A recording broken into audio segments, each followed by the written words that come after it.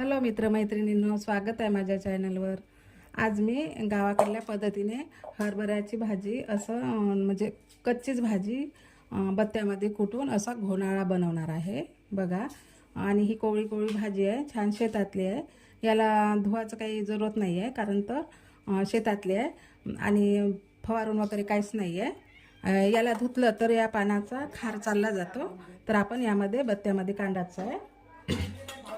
आणि यामध्ये 5 ते 6 लसणाच्या पाकळ्या आणि लसण घ्यायचं आहे। आणि लसण मिरची घ्यायची आहे आवश्यकतेनुसार, आपल्या गरजेनुसार 5 ते 6 मिरची आहे। सांबार 1 चम्मच जिरं आहे। सांबार मी छान टेस्ट वाटते यासाठी टाकत आहे।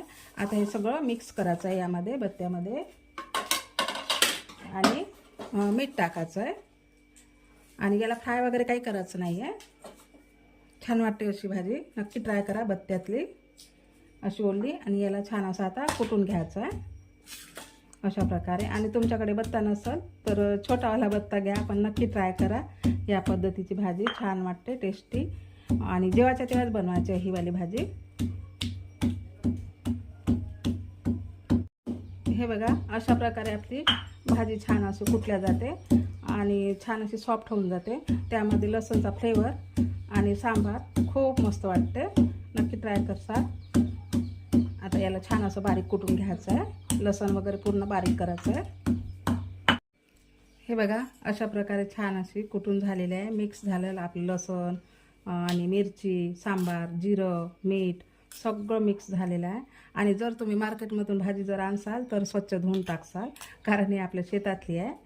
तर धुवायची काही जरूरत वाटली नाही मला, कारण तर पाण्याला खार असतो, त्या खारेमुळेच आपली भाजी टेस्टी होते। हे बघा, छान अशी झाली। आणि तुम्ही असं कच्चं पण खाऊ शकता, पण ज्वारीच्या भाकरीसोबत नक्की खा आणि ट्राय करा अशा पद्धतीने। कशी वाटली भाजी गावाकडल्या पद्धतीने नक्की कमेंटमध्ये सांगा। आणि चॅनलला नवीन असाल तर लाईक शेअर सबस्क्राईब नक्की करा। भेटू आपण अशाच छानशा रेसिपीसोबत। थँक्यू।